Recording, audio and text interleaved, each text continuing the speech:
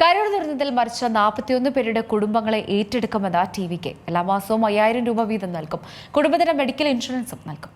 കരൂർ ദുരന്തത്തിൽ മരണപ്പെട്ടവരുടെ കുടുംബത്തിന് എല്ലാ മാസവും 5000 രൂപ വീതം നൽകുമെന്ന് തമിഴക വെട്രിക്കഴകം.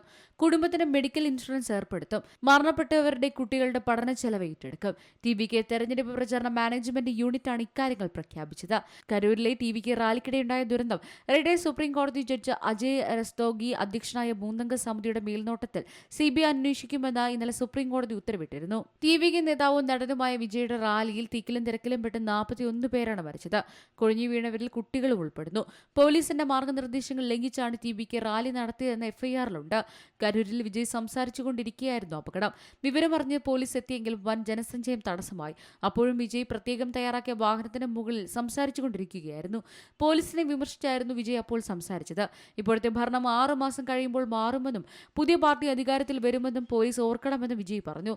അപ്പോഴേക്കും ആമിക എന്ന പെൺകുട്ടിയെ കാണാനില്ലെന്ന് ഒരു നേതാവ് വേദിയിലെത്തി വിജയ് അറിയിച്ചു. അക്കാര്യം മൈക്കിലൂടെ അനൗൺസ് ചെയ്ത ശേഷം വിജയ് സംഭവ സ്ഥലത്ത് നിന്ന് പോവുകയായിരുന്നു. വൻ വിമർശനമായിരുന്നു വിജയുടെ ഈ പെരുമാറ്റത്തിന് ഉണ്ടായത്.